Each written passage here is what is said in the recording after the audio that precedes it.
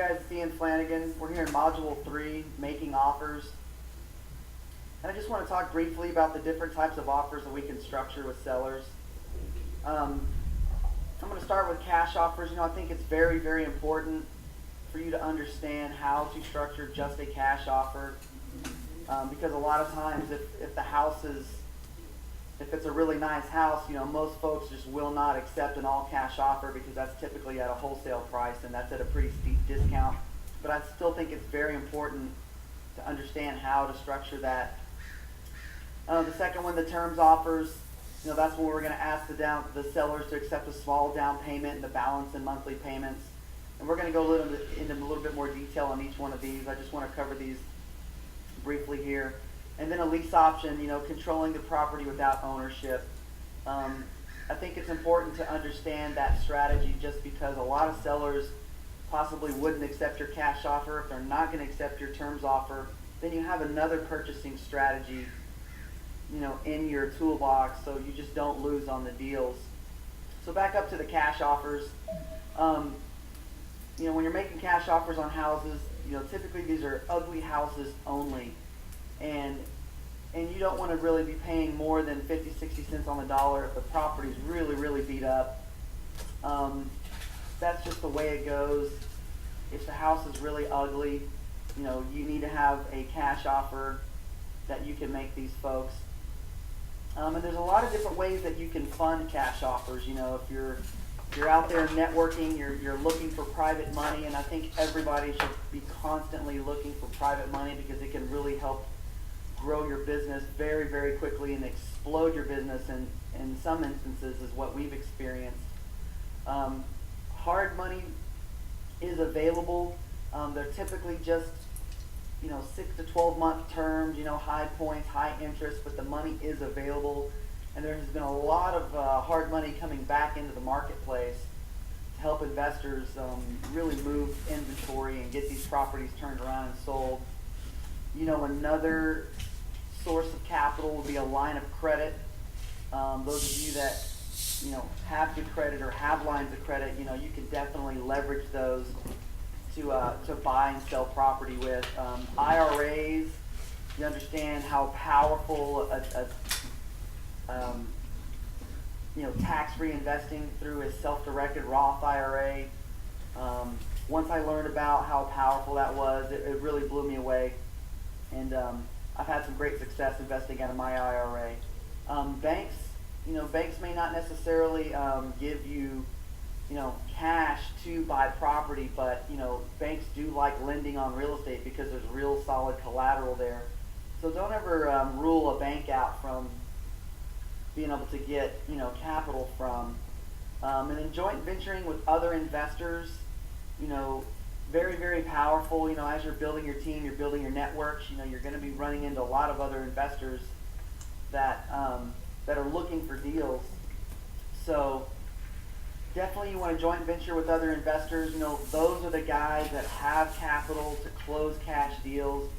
If you come across a property and it's really beat up and they won't accept a terms offer, but they would accept a cash offer, then you can assign those contracts to other investors. And just remember, whenever you're making a cash offer, you're always making the assumption that the cash is coming from somewhere else and not your cash. So keep that in mind. So terms offers, these are typically structured on pretty houses. I like to target pretty houses because I like to sell these houses as is. And if someone will accept my terms offer, for example, if they're asking $50,000, I could make them an offer for $5,000 or $10,000 down and the balance in monthly payments, and that's what a terms offer is. Small down payment and a balance in the monthly payments. And you can definitely do these on ugly houses as well. It's just that you're going to be targeting an investor to buy the property from you. But our number one strategy is selling to tenant buyers, so that's why I have this pretty houses up front. Creative financing. That would be a combination of everything that I talked about up top on the cash section. Joint venturing with other investors, using lines of credit, using hard money, using private money, leveraging an IRA to fund the initial transaction. So being creative and trying to come up with a way to structure financing, you just have to have a little bit more tools in your toolbox to come up with a creative strategy to help you get that property financed, regardless if you're borrowing the capital from a hard money lender or another investor or some type of bank or credit union or something like that. So just having the ability to be creative to try to put the deal together is just what creative financing is all about. And then seller financing, this is absolutely my favorite. Going to the seller and offering them a small down payment and the balance of monthly payments. That's what seller financing is. Having that seller finance your purchase is very, very important, because that just means that's just less money out of your pocket, or less money that you have to come up with, leveraging it from someone else, another investor, or a tenant buyer's capital. So if you're doing your marketing out there and you're getting folks that are calling you that have $10,000, $20,000, $30,000 to put down for a down payment, you have to leverage that capital to use as your down payment. And as time goes on, you'll be able to put those deals together. Trades, just tapping into the seller's needs, trying to find out exactly what they're looking for, what they need. You may be able to offer them a trade in some time. Sometimes people want different houses, they want cars.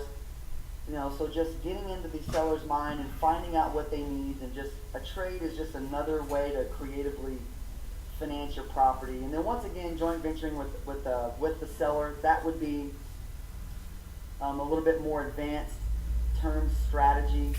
But once again, trying to figure out what these folks need and trying to provide a solution for them. So if you can take over a property and then offer some of that equity to the back end with no payments for, say, 8 to 10 months or something like that. There's just a lot of different ways that you can put together deals with these folks.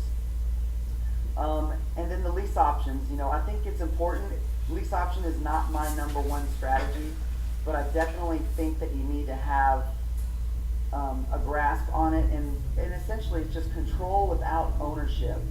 When you're calling for rent ads, asking those guys, if they're looking to sell their property, a lot of times they're not looking to sell it, but they would consider lease optioning it to you, just because it keeps them in the ownership seat, and then it puts all the repairs and the maintenance of the property off on you, which you're going to be passing on to your buyer.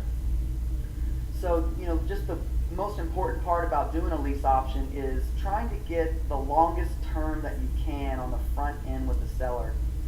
So when you're negotiating with folks and you want to try to get the term as long as you can on the front end. So the second transaction, you want it to try to be as short as the term as possible on the back end with your buyer. So you can get somebody in there, get their credit working, help them out, get them with a mortgage broker. So within a window of 24 to 36 months, they would actually be able to qualify for a mortgage and cash the whole deal out. So that's what I mean about long-term on the front end. Try to get that as long as you could, 5, 6, 7, 8, 9 years, and then in short-term on the back end when you sell. So for example, you do a lease with the option to purchase within 7 years when you buy, and then when you sell the property, you would like to do a lease with the option to purchase around 2 to 3 years. So that gives you multiple chances to get that property cashed out when your buyer on the back end goes to get a mortgage and pay you off, and essentially that's when you pay off your seller. So those are the 3 ways we can control real estate. We can do deals, cash offers. We're going to go into a little bit more detail on structuring a cash offer here in another module, and then the same thing with the terms offers, and then the same thing with lease option offers. I just think it's very important that you understand how to structure each one of these so you can go back to sellers and give them multiple options and not just put yourself in one box where you can only buy one way.